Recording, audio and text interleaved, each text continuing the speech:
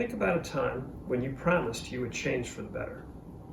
Perhaps you would try to conquer a destructive behavior. What were the circumstances? This sometimes happens when we are feeling the consequences of our actions and are being held to account. That is what happens to Pharaoh time and again in this week's Parsha. Moses demands that Pharaoh let us go to worship God.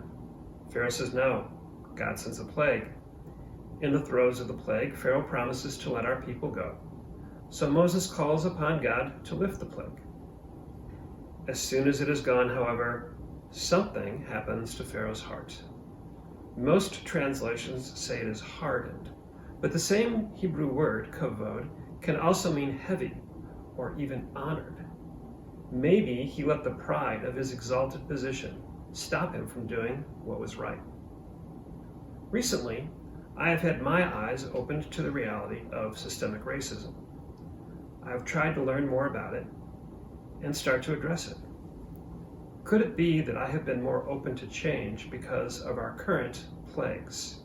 Could it be that the terrifying dangers of COVID-19 and fascist attacks on our democracy have made the centuries-old plague of systemic racism more visible to me?